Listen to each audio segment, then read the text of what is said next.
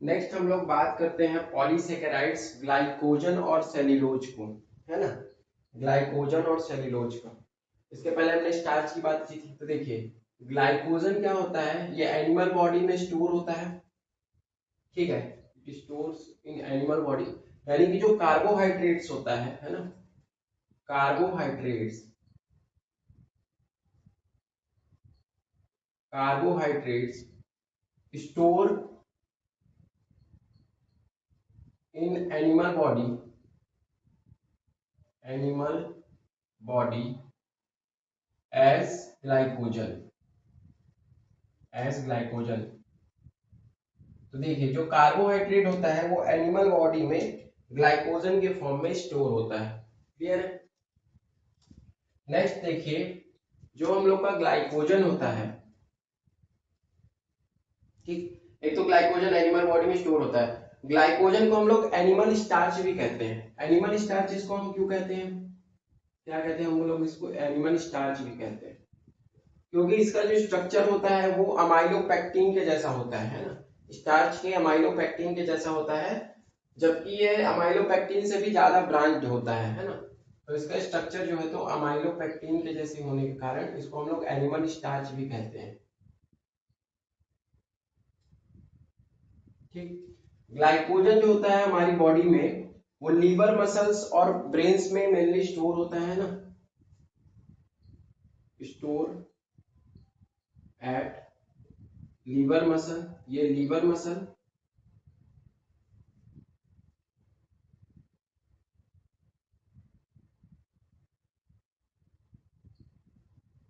और ब्रेन में स्टोर होता है ना।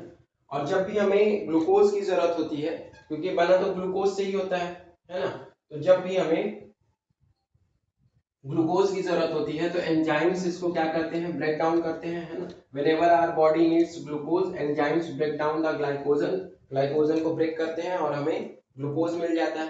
इसके अलावा जो ग्लाइकोजन होता है वो ईस्ट में और फंगी में भी मिलता है ना, it found in east and fungi also, है ना, found in east and fungi, east and.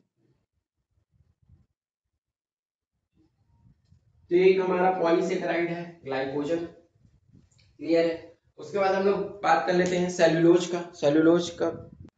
Next अगर हम लोग सेल्यूलोज को देखते हैं तो सेल्यूलोज सबसे ज्यादा प्लांट में ही पाया जाता है ना, तो इसको हम लोग ऐसे बोल सकते हैं, it is most exclusively found in plant, है ना, ये एक्सक्लूसिवली, ये क्या होता है, exclusively occurs in plant, in plant. और प्लांट में ये मोस्ट अबुंडेंटली प्रेजेंट होता है, मतलब बहुत ज्यादा मात्रा में प्लांट्स में प्रेजेंट होता है ना सेल्यूलोज।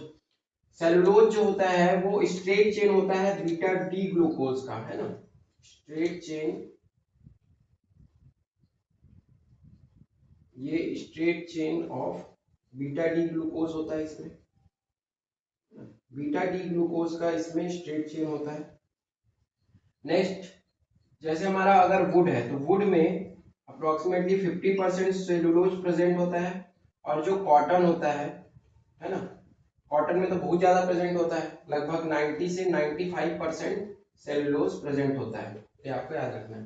तो मेनली ये प्लांट्स में ही पाया जाता है और सबसे ज्यादा प्लांट्स में ही, मतलब मोस्ट अबुंडेंट ऑर्गेनिक कंपाउंड है ना।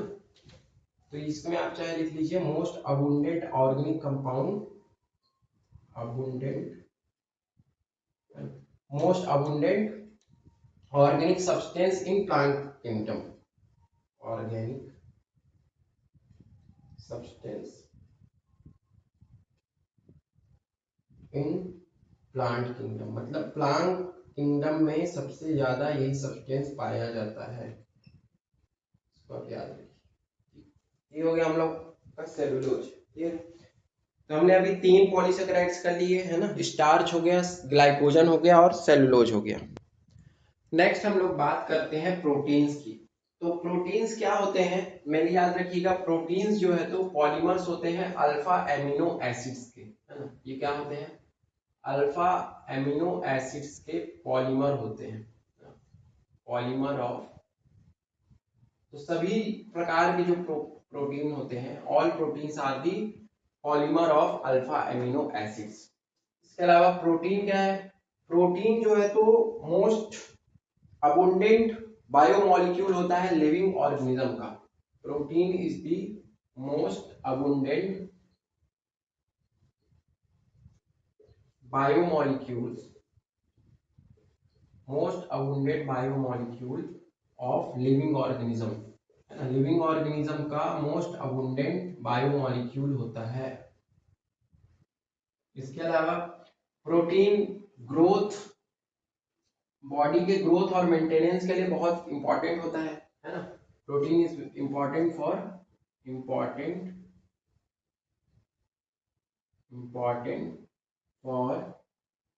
growth and maintenance of body, for growth and maintenance of body। अब इसके सोर्स क्या क्या है हमारे प्रोटीन के? तो प्रोटीन आपके हमारे बहुत सारे सोर्स है ना। मेनली ये हमें मिल्क में मिल जाएगा, है ना, चीज में मिल जाएगा, और कहाँ मिलता है? ये हमें फिश में मिलता है ना, मीट में मिलता है, पीनट में मिलता है। तो ये सब इसके सोर्स हो जाएंगे प्रोटीन के। क्लियर? तो ये चीजें आप याद रखिएगा। तो जितने भी प्रोटीन होते हैं सब क्या है? अल्फा एमिनो एसिड के पॉलीमर्स होते हैं। क्लियर है? अब इसमें आपको ध्यान देना है कि प्रोटीन केवल अल्फा एमिनो एसिड से ही बनता है ना, अल्फा एमिनो एसिड से ही बनता है। अब ये अल्फा एमिनो एसिड्स क्या होते हैं? सबसे पहले हम लोग देख लेते हैं अमीनो एसिड्स क्या होगा। अमीनो एसिड्स है, अमीनो है मतलब इसमें अमाइन ग्रुप होगा, एसिड है मतलब कार्बोक्सिलिक ग्रुप होगा, है ना। तो जैसे देखिए हम लोग यहाँ पे बनाते हैं अल्फा एमिनो एसिड, जैसे ये हो गया हमारा कार्बन, कार्बन में एसिड जोड़ देते हैं और इसमें हम लोग जोड़ देते हैं अमाइन ग्रुप, ठीक। तो और इधर हम लोग का हाइड्रोकार्बन आर।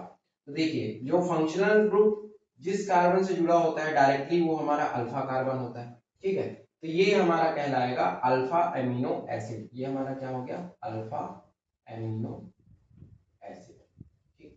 अब देखिए अमीनो एसिड बहुत प्रकार के होते हैं, अल्फा अमीनो एसिड भी होता है, बीटा अमीनो एसिड भी होता है, गामा अमीनो एसिड भी होता है। बीटा अमीनो एसिड कैसे होगा? अब उसमें समझिए कि इस टाइप का CH2 CH COOH, ठीक। और यहाँ पे हम लोग क्या करते हैं? यहाँ पे NH2 जोड़ देते हैं, ठीक। 1 2 3 4, ये CH2, ये हो गया अल्फा कार्बन, ये हो गया बीटा कार्बन। अब यहाँ पे देखिए NH2 कहाँ जुड़ा है? बीटा नंबर के कार्बन में, तो इसको हम लोग कहेंगे कि ये बीटा अमीनो एसिड है, ठीक। वैसे ही अगर गामा नंबर के कार्बन में NH2 जुड़ जाएगा तो उसे हम कहेंगे गामा अमीनो एसिड है। तो हमें बीटा और गामा से मतलब नहीं है, हमें याद रखना है कि जो प्रोटीन है वो अल्फा अमीनो एसिड से ही बना होता है। उसके अलावा अगर हम प्रोटीन का एसिडिक हाइड्रोलिसिस करते हैं, मतलब हम इस एसिडिक वाटर में इसको डालते हैं, तब हमें क्या मिलता है? तब हमें अल्फा अमीनो एसिड ही मिलता है, क्योंकि ये अल्फा अमीनो एसिड का ही बना होता है, तो ये हमें अल्फा अमीनो एसिड ही देगा।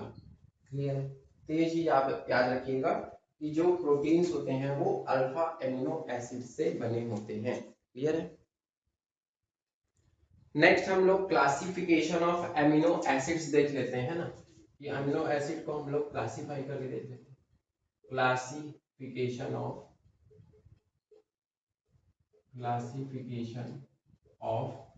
एमिनो एसिड्स, है ना, एमिनो एसिड। तो हम लोग एमिनो एसिड को कैसे क्लासिफाई कर सकते हैं? पहले हम क्लासिफाई कर सकते हैं on the basis of nature, on the basis of nature. तो देखिए नेचर के बेसिस में हम लोग कैसे क्लासिफाई कर सकते हैं? एमिनो एसिड का नेचर कैसा है? बेसिक है। तो एमिनो एसिड का नेचर बेसिक तब होगा जब एमिनो एसिड में जो नंबर ऑफ COOH ग्रुप है यानी एसिडिक ग्रुप मोर देन हो NH2 ग्रुप से, है ना। NH2 ग्रुप से अगर COOH ग्रुप ज्यादा जुड़े होंगे एमिनो एसिड में तो हम लोग क्या कहेंगे कि वो बेसिक नेचर का है। सिमिलरली एसिडिक नेचर कब होगा? सॉरी, उल्टा बता दिया। अगर NH2 ग्रुप COH ग्रुप से ज्यादा होंगे तो क्या हो जाएगा, बेसिक नेचर हो जाएगा, यानी एसिडिक ग्रुप अगर कम होंगे तो। एसिडिक नेचर कब होगा, एसिडिक नेचर होगा अगर COOH ग्रुप है ना, यहाँ पे लिख लीजिए number of COOH group, number of COOH group when more than the number of NH2 group, number of NH2 group से अगर COH ग्रुप ज्यादा है तो हम क्या कहेंगे कि वो एसिडिक नेचर का है। और लास्ट आता है न्यूट्रल। न्यूट्रल कब होगा, न्यूट्रल तभी होगा जब नंबर ऑफ COH ग्रुप और number of NH2 group same हो, है ना। अगर अमीनो एसिड में COH ग्रुप बराबर हो नंबर ऑफ NH2 ग्रुप से तो हम उसे कहेंगे वो न्यूट्रल है। ठीक, एक तो हो गया on the basis of nature. Second हम लोग क्लासिफाई कर सकते हैं on ability, on the basis of ability.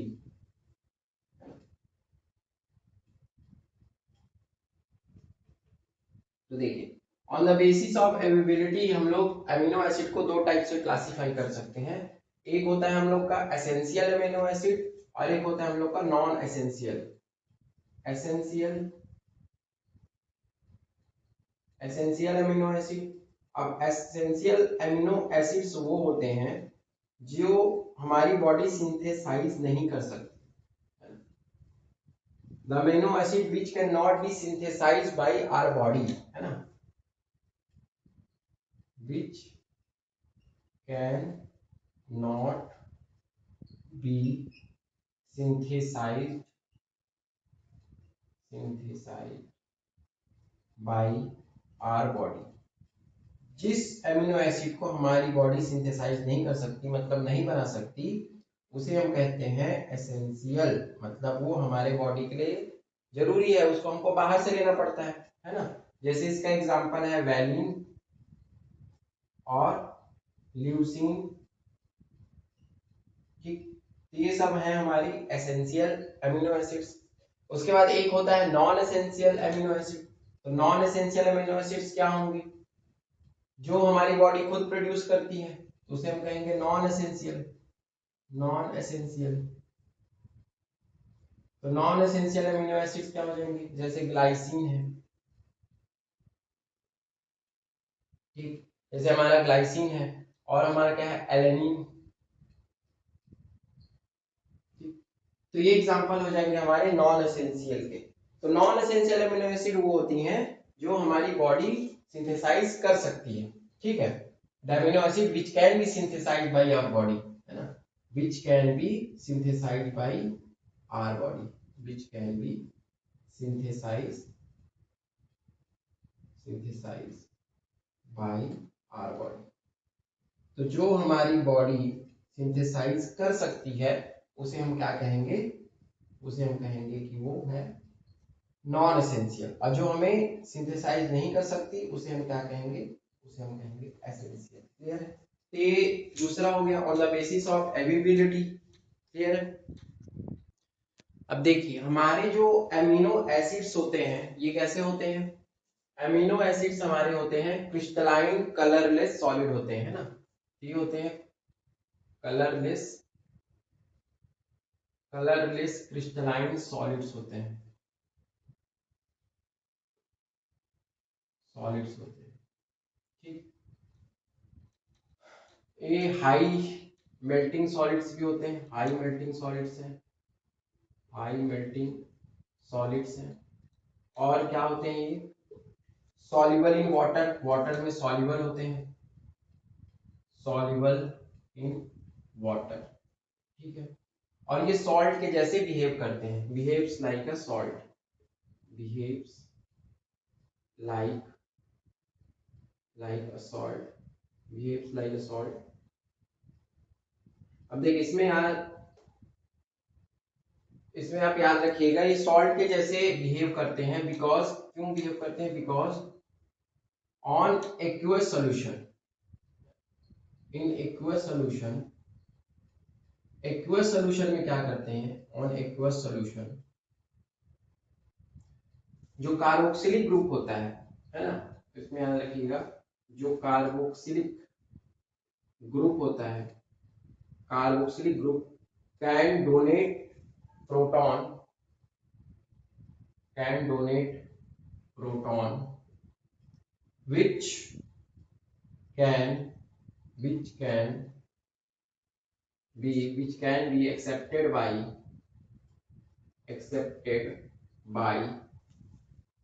Amine group, जो अमाइन ग्रुप क्या करता है उसको एक्सेप्ट कर देता है, गिव राइस, इससे क्या होता है, इससे क्या होता है, give rise to the dipolar ion, give rise to the dipolar ion, dipolar ion बन जाता है नोन एज, जिसे हम क्या कहते हैं, zwitter ion, known as zwitter. ठीक, तो ये चीज आप याद रखिए। तो जैसे मान लीजिए कि हमारा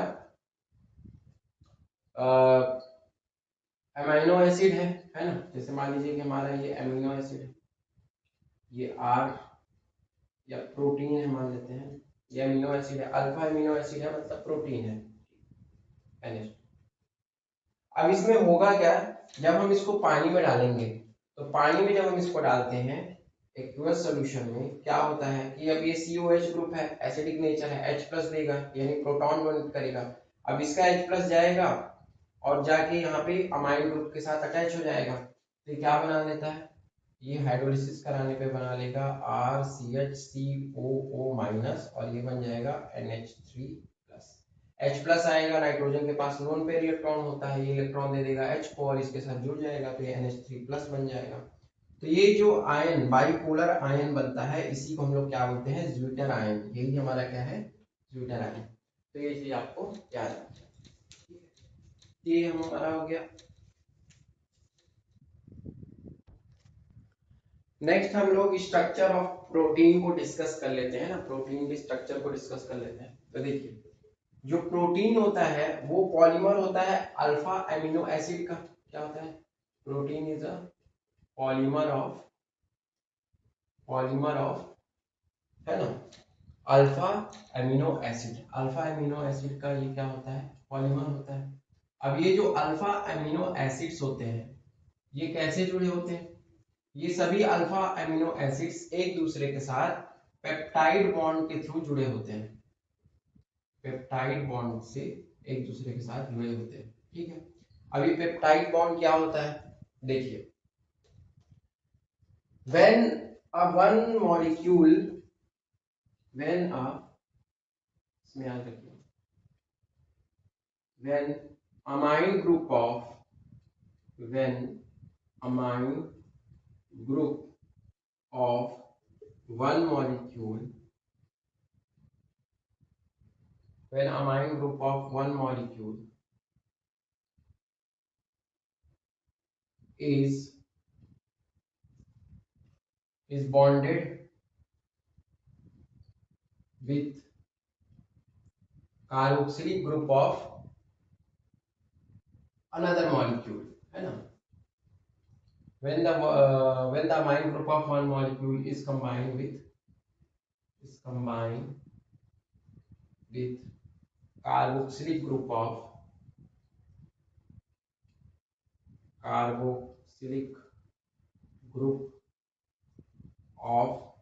another molecule,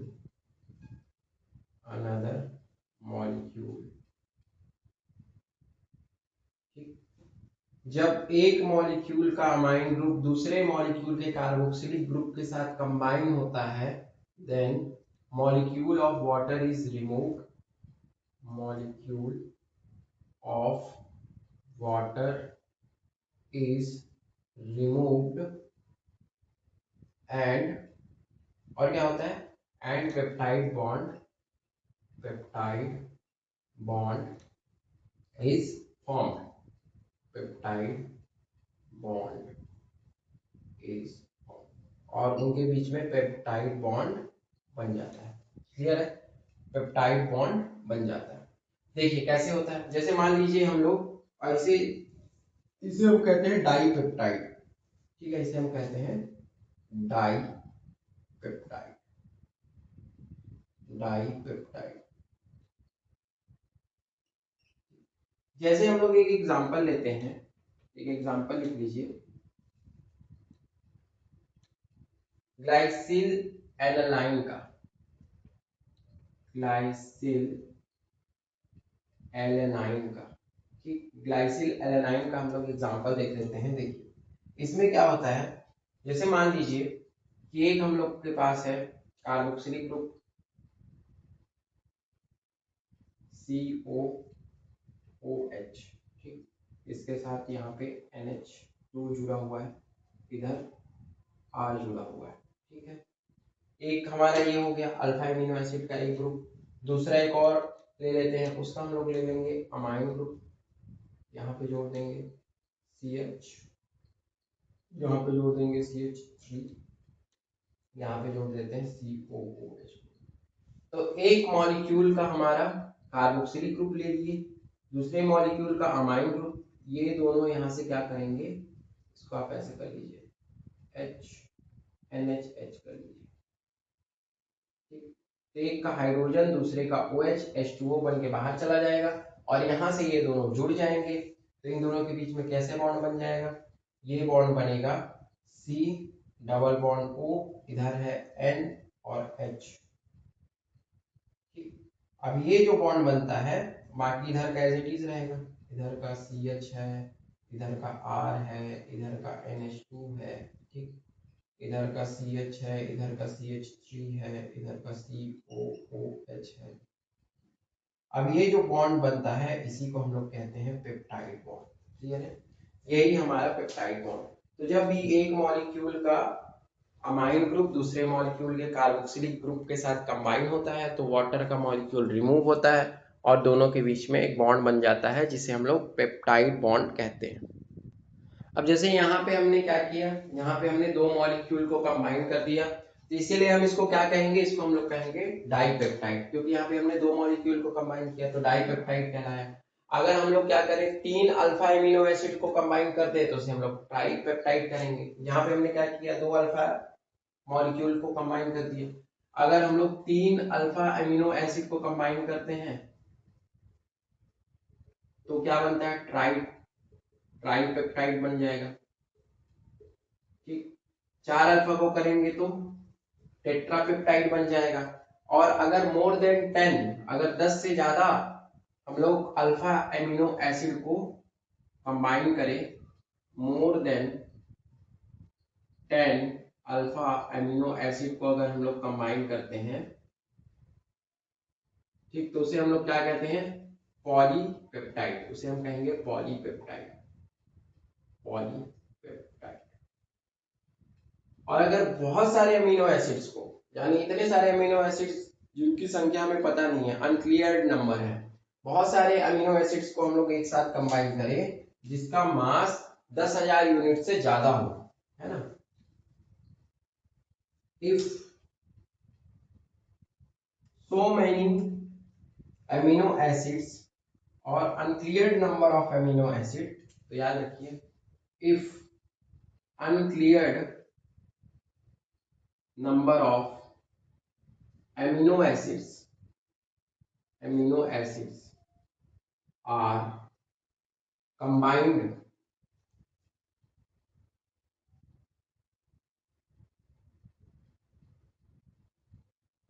by, है ना, अगर अनक्लियर नंबर मतलब बहुत सारे अमीनो एसिड्स आपस में कंबाइन होते हैं जिनका मास 10,000 यूनिट से ज्यादा हो, है ना, combined having molecular mass, having molecular mass more than 10,000 unit, अगर उनका मास 10,000 यूनिट से ज्यादा होता है तो हम उसे क्या कहते हैं, देन हम उसे कहते हैं प्रोटीन। तो हो जाएगा, तो प्रोटीन क्या है, प्रोटीन है जब बहुत सारे अमीनो एसिड एक साथ जुड़ जाए जिनका मास 10,000 यूनिट से ज्यादा हो जाए तो उसे हम लोग क्या कहेंगे, प्रोटीन, क्लियर है। अब हम लोग क्लासिफिकेशन ऑफ प्रोटीन देख लेते हैं, क्लियर है। इसमें सबसे पहले हम लोग देखते हैं फाइब्रस प्रोटीन। तो फाइब्रस प्रोटीन क्या होता है, फाइब्रस प्रोटीन हमारा पॉलीपेप्टाइड चेन होता है ना, व्हेन पॉलीपेप्टाइड चेन्स, है ना, polypeptide chains of amino acid,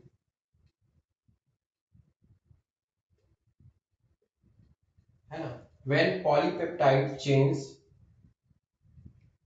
जब polypeptide chains run parallel, run where polypeptide chains run parallel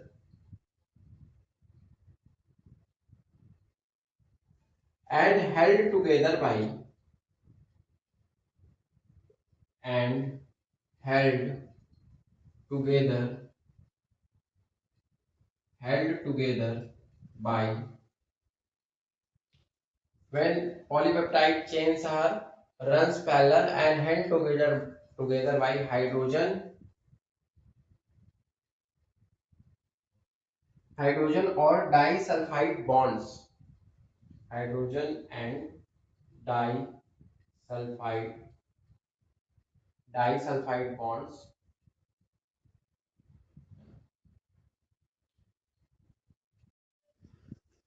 so fibrous protein में हमारे क्या होता है ना, फाइब्रस प्रोटीन में जो पॉलीपेप्टाइड चेन्स होती है ना, फिर से मैं आपको बता देता हूँ, फाइब्रस प्रोटीन में क्या होता है, फाइब्रस प्रोटीन में जो पॉलीपेप्टाइड चेन्स होती हैं, पॉलीपेप्टाइड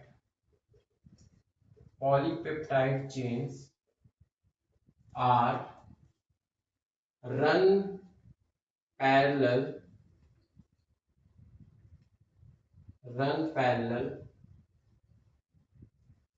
and held together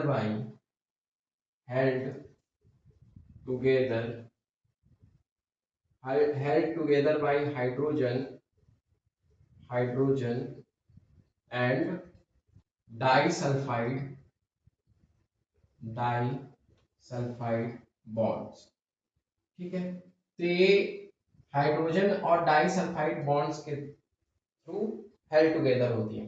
तो इनका जो नॉर्मल स्ट्रक्चर होता है वो लीनियर ही होती है ना, लीनियर होती है ना, और एक दूसरे से हाइड्रोजन या डाइसल्फाइड बॉन्ड्स बना करके एक साथ रहती है। तो इसका अगर हम लोग नॉर्मल स्ट्रक्चर बनाए तो ये ऐसे टाइप की स्ट्रक्चर होती है, लीनियर स्ट्रक्चर, ठीक ऐसा।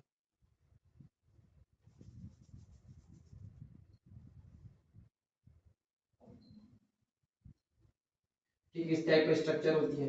अब इसके एग्जांपल क्या होंगे, इसके एग्जांपल हम लोग का हो जाएगा keratin.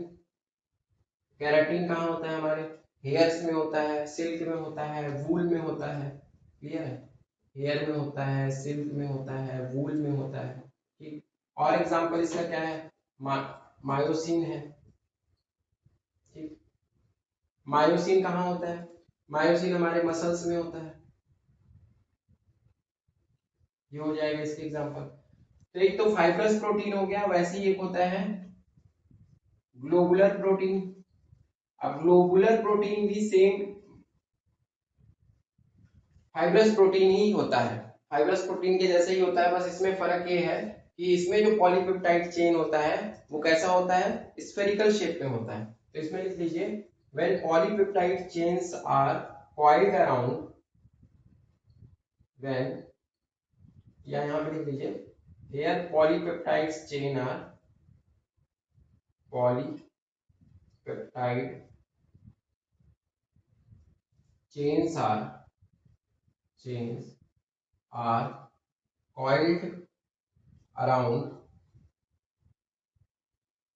coiled around and forms spherical shape, तो ये स्फेरिकल शेप बनाती है। तो इससे क्या बनता है, ग्लोबुलर प्रोटीन बनता है। ग्लोबुलर प्रोटीन के एग्जांपल क्या हो जाएंगे, एक हम लोग का इंसुलिन है, ठीक, और है हम लोग का एल्बुमिन, ये इसके एग्जांपल हो जाएंगे इंसुलिन और एल्बुमिन, क्लियर है। इसका आप स्ट्रक्चर बनाएंगे तो ये कैसा होता है, ये ऐसा कॉइल के जैसा स्ट्रक्चर होता है इसका, ग्लोबुलर प्रोटीन का। तो ये दोनों हो गए फाइब्रस प्रोटीन और ग्लोबुलर प्रोटीन। इसके बाद हम लोग देखते हैं classification of protein on the basis of structure, structure के बेसिस पे हम लोग प्रोटीन को क्लासिफाई करते हैं। Classification on the basis of structure, classification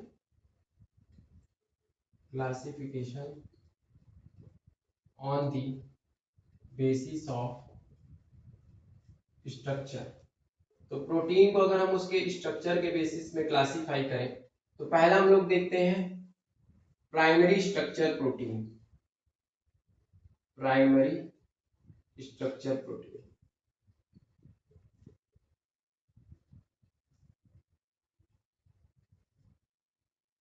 तो देखिए जो प्राइमरी स्ट्रक्चर प्रोटीन होता है ये हमारा सिंपल लॉन्ग चेन पॉलीपेप्टाइड होता है ना। तो इसमें पॉलीपेप्टाइड चेन होती हैं, पॉलीपेप्टाइड,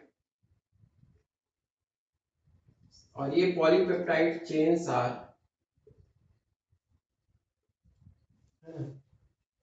इन पॉलीपेप्टाइड चेन्स, इसमें याद रखिएगा इन polypeptide chains are in polypeptide chains amino acids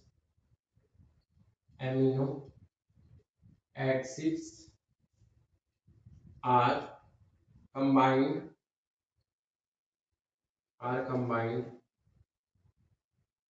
in specific, है ना, ये एक स्पेसिफिक तरीके से कंबाइन होती है इन स्पेसिफिक वे। कैसे स्पेसिफिकली कंबाइन होती है? तो देखिए जैसे अमीनो एसिड्स होते हैं, अब इसमें अमीनो एसिड की एक नॉर्मल लॉन्ग चेन होगी, उसी को हम लोग बोलते हैं प्राइमरी स्ट्रक्चर। अमीनो एसिड्स के ऐसे इसको आप सीधा लाइन से डिनोट कर सकते हैं कि पॉलीपेप्टाइड्स की एक लॉन्ग चेन है। क्लियर?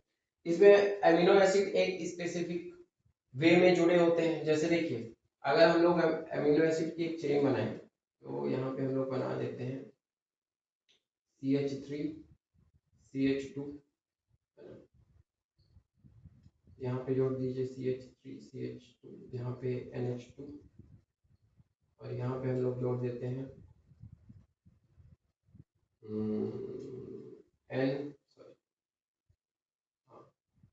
CO, और इधर NH, ठीक, और यहाँ पे हो जाएगा CH2 COOH, और यहाँ पे भी CH3, ठीक। तो इन दोनों में देखिए, तो यहाँ पे हमने क्या किया, और ये हम लोग का पेप्टाइड बॉन्ड हो जाएगा। तो एक मॉलिक्यूल ये है हमारा अमीनो एसिड का, दूसरा मॉलिक्यूल ये है, और ये दोनों मॉलिक्यूल के दो टर्मिनल देखिए, एक टर्मिनल जो है तो अमाइन से खत्म हो रहा है और एक टर्मिनल कार्बोक्सिलिक एसिड से खत्म हो रहा है। तो जो टर्मिनल अमाइन से खत्म होता है उसको हम लोग एन टर्मिनल बोल देते हैं, ये हम लोग का एन टर्मिनल है, और जो टर्मिनल कार्बोक्सिलिक एसिड से खत्म होता है उसको हम लोग सी टर्मिनल बोल देते हैं, ठीक। तो इस तरीके से जो प्राइमरी स्ट्रक्चर ऑफ प्रोटीन होता है वो नॉर्मल पॉलीपेप्टाइड की एक चेन होती है ना, जिसमें जो एमिनो एसिड्स होते हैं, अल्फा एमिनो एसिड्स, वो स्पेसिफिक वे में आपस में कंबाइन होते हैं। क्लियर? तो एक ये हो गया हम लोग का प्राइमरी स्ट्रक्चर। दूसरा हम लोग देख लेते हैं इसका secondary structure, secondary structure of protein देख लेते हैं। तो देखिए सेकेंडरी स्ट्रक्चर में क्या होता है, सेकेंडरी स्ट्रक्चर, तो इसमें याद रखिएगा कि प्रोटीन का जो सेकेंडरी स्ट्रक्चर होता है इसमें पॉलीपेप्टाइड चेन की एक बहुत लंबी चेन होती है ना, बहुत लॉन्ग चेन होती है। तो इसमें क्या होता है, लॉन्ग चेन ऑफ पॉलीपेप्टाइड होता है, पॉलीपेप्टाइड। तो पॉलीपेप्टाइड बॉन्ड की इसमें बहुत लॉन्ग चेन होती है। अब ये पॉलीपेप्टाइड की जो लॉन्ग चेन है ये दो टाइप का स्ट्रक्चर फॉर्म करती है, एक फॉर्म करती है अल्फा हेलिक्स और एक फॉर्म करती है बीटा प्लीटेड। एक अल्फा हेलिक्स फॉर्म करती है और एक बीटा प्लीटेड खाली। तो इसमें जो अल्फा हेलिक्स बनता है, तो जैसे मान लीजिए कि हमारे पास अमीनो एसिड्स की एक लॉन्ग चेन है। अब लॉन्ग चेन है तो हमें पता है कि अमीनो एसिड्स में नाइट्रोजन भी होता है और CO भी होता है। क्लियर?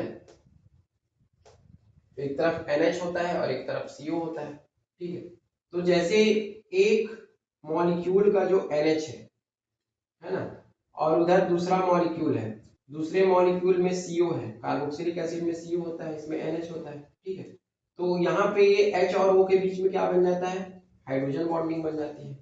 तो इस तरीके से ये क्या करता है कि एक मॉलिक्यूल दूसरे मॉलिक्यूल से ऐसे ही क्या करेगा, दूसरे से हाइड्रोजन बॉन्डिंग बनाएगा, फिर वो उससे हाइड्रोजन बॉन्डिंग बनाएगा, फिर उससे हाइड्रोजन बॉन्डिंग बनाएगा। इस तरीके से इन लोग क्या करते हैं, हेलिक्स स्ट्रक्चर बनाते हैं। जैसे देखिए हम लोग इसको ऐसे बना सकते हैं,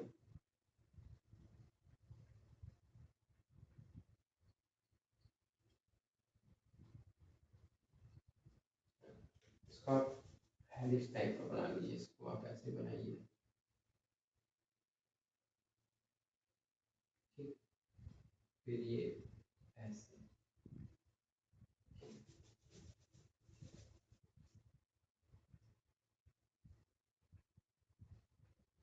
इसको आप अपने हिसाब से ठीक से बना लीजिए।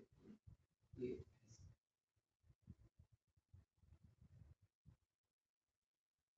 ऐसे ही बना देते हैं, चलिए नॉर्मल अभी बना देता हूँ। तो इसका एक हेलिकल स्ट्रक्चर बना लीजिए। अब हेलिकल मतलब समझ रहे, हेलिक्स रिबन टाइप का स्ट्रक्चर हो। तो यहाँ पे जैसे मैंने यहाँ बनाने का ट्राई किया है, तो इसमें आप ये बस याद रखिएगा कि पॉलीपेप्टाइड चेन में होता क्या है। पॉलीपेप्टाइड चेन में क्या होता है कि अब जैसे ये बहुत लंबी चेन है पॉलीपेप्टाइड की, तो इस चेन में CO भी है और NH भी है। तो एक मॉलिक्यूल का CO है, वो और भी बहुत सारे मॉलिक्यूल है सीरीज में, तो दूसरे मॉलिक्यूल के NH के साथ क्या बना लिया, हाइड्रोजन बॉन्डिंग। और हाइड्रोजन बॉन्डिंग के कारण ये क्या हो गया, हेलिकल हो गया। पहले स्ट्रेट था, तो हाइड्रोजन बॉन्डिंग के कारण एक मॉलिक्यूल का दूसरे मॉलिक्यूल के साथ बॉन्ड बन गया, तो ये थोड़ा नजदीक आ रहे हैं, नजदीक आए तो इनका स्ट्रक्चर कैसा हो जाता है, हेलिकल स्ट्रक्चर हो जाता है। क्लियर है। तो इस तरीके से पहला ये कैसे बना लिया, हेलिकल स्ट्रक्चर बना लिया। अब सेकेंड देखिए, ये बीटा प्लीटेड स्ट्रक्चर बनाता है, ठीक है। एक तो हेलिकल हो जाता है जो इस टाइप से बनाता है। बीटा प्लीटेड स्ट्रक्चर ऐसा समझ लीजिए कि पॉलीपेप्टाइड का लॉन्ग चेन है ना, जैसे ये लॉन्ग चेन है पॉलीपेप्टाइड का, एक चेन हो गया, दो चेन हो गया, तीन चेन हो गया, चार चेन हो गया। अब इन सभी चेन के बीच में भी बॉन्ड बन जाता है ना। अब ये सभी बहुत सारे पॉलीपेप्टाइड के चेन है, अब इनके बीच में बॉन्ड बन गया, इनके बीच में हाइड्रोजन बॉन्डिंग हो जाती है, यहाँ से हो गई, यहाँ से हो गई। तो यहाँ पे मान लीजिए C डबल बॉन्ड O है पहले का, और दूसरे पॉलीपेप्टाइड चेन का NH है, ठीक, NH है। तो यहाँ पे C डबल बॉन्ड O, यानी इसका जो ऑक्सीजन है इसके हाइड्रोजन के साथ बॉन्ड बना लेता है, ठीक है। वैसे ही यहाँ पे NH है, तो हर जगह वैसे ही यहाँ पे भी C डबल बॉन्ड O है, ठीक, और यहाँ का NH है, ठीक। तो ऐसे करके क्या होता है, ये सभी जो अलग अलग पॉलीपेप्टाइड चेन्स होते हैं, ये एक दूसरे के साथ क्या करते हैं, बॉन्ड बना लेते हैं। और बॉन्ड बनाने के कारण इनका स्ट्रक्चर एक फोल्डिंग पेपर के जैसा हो जाता है। जैसे हम लोग कोई पेपर को फोल्ड कर दें, फिर उसको वापस ये करें, तो है ना, जिस टाइप का उसका स्ट्रक्चर बनता है। तो इसीलिए क्योंकि इसका फोल्डिंग पेपर टाइप का स्ट्रक्चर बन जाता है, इसीलिए हम इसको क्या कहते हैं, बीटा प्लीटेड स्ट्रक्चर। यहाँ पे मैंने स्ट्रक्चर बनाया नहीं है, बस आप ये याद रखिएगा कि पॉलीपेप्टाइड के लॉन्ग लॉन्ग चेन होते हैं, और उस चेन के बीच में जो बॉन्ड बनता है, तो बॉन्ड बनने के कारण ये एक दूसरे के नजदीक आते हैं, तो इनका स्ट्रक्चर फोल्डेड पेपर के जैसा हो जाता है। इसीलिए इसका हम नाम क्या रखे हैं, बीटा प्लीटेड स्ट्रक्चर। क्लियर है, इसलिए इसका नाम क्या है, बीटा प्लीटेड स्ट्रक्चर। इसको आप बुक में देख सकते हैं इसका स्ट्रक्चर। तो ये दोनों आपको याद रखना है कि सेकेंडरी स्ट्रक्चर में एक अल्फा हेलिक्स और एक बीटा प्लीटेड स्ट्रक्चर बनता है। अल्फा हेलिक्स में जैसे मैं आपको बताया था कि इसमें क्या है, हेलिकल स्ट्रक्चर बनता है।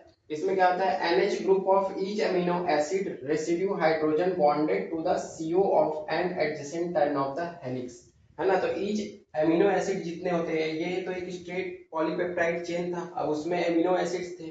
अब वो अमीनो एसिड्स क्या करते हैं कि अपने जो नियर बाई CO होता है उसके ऑक्सीजन के साथ क्या करते हैं, हाइड्रोजन बॉन्डिंग बना लेते हैं। जैसे यहाँ पे CO के साथ बना लिया, यहाँ पे CO के साथ बना लिया।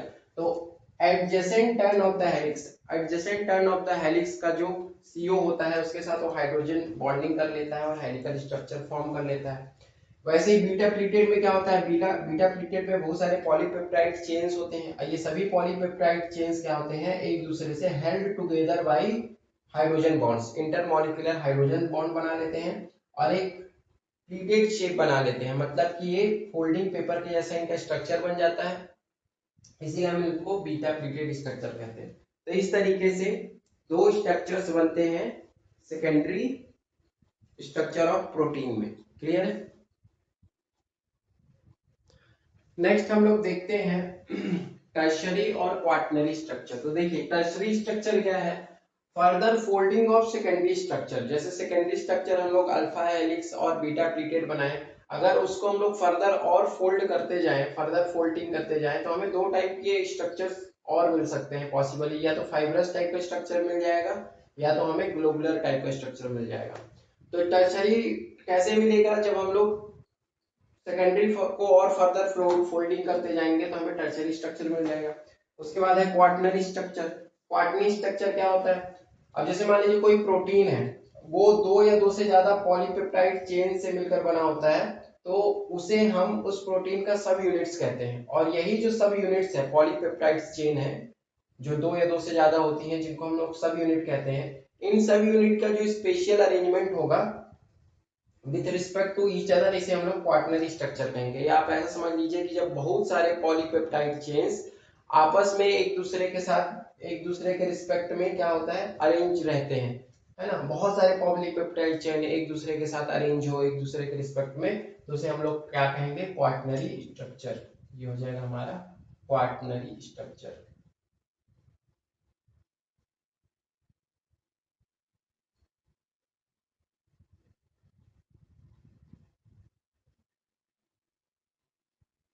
ठीक, यहाँ पे मैंने बना दिया। जैसे देखिए प्राइमरी क्या है, एक लॉन्गर लीनियर चेन है, लॉन्ग लीनियर चेन है तो प्राइमरी है, कोई इसमें दिक्कत नहीं है, इसमें दो टर्मिनल होंगे। सेकेंडरी में क्या होगा, इसमें भी एक ही चेन होगा सेकेंडरी में, लेकिन या तो वो हेलिकल हो जाएगा या तो बीटा प्लीटेड हो जाएगा। क्लियर है? टर्शरी में क्या होगा, अब इसी सेकेंडरी को हम लोग और फोल्ड करते जाते हैं, फोल्ड बढ़ाते जाते हैं तो टर्शरी हो जाता है। और क्वाटरनरी में क्या होगा, जब हम लोग पॉलीपेप्टाइड चेन की बहुत सारी जो चेन्स है, अब वो बहुत सारी चेन आपस में एक दूसरे के रिस्पेक्ट में अरेंज हो जाती हैं स्पेस में, तो उससे वो बन जाता है क्वाटरनरी स्ट्रक्चर, है ना, कॉम्प्लेक्स स्ट्रक्चर। तो इस तरीके से हम लोग प्राइमरी, सेकेंडरी, टर्शरी और क्वाटरनरी स्ट्रक्चर ऑफ प्रोटीन को बना सकते हैं। क्लियर?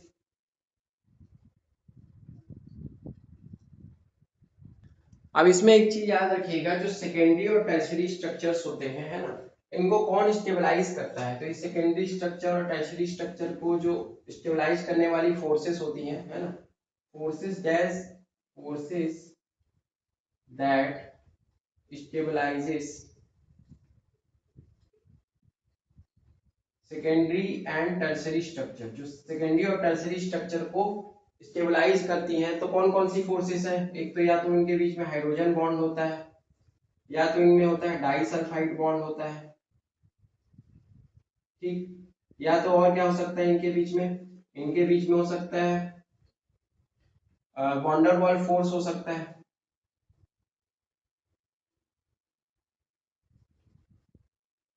ठीक, तो इनके बीच में या तो वॉन्डरवॉल फोर्स हो जाए, और क्या हो सकता है, या तो इनके बीच में इलेक्ट्रोस्टैटिक फोर्स होगा। तो ये जो फोर्सेस होते हैं, ये फोर्सेस इनको स्टेबलाइज करते हैं, इनके स्ट्रक्चर्स को स्टेबलाइज करते हैं, इलेक्ट्रोस्टैटिक फोर्स।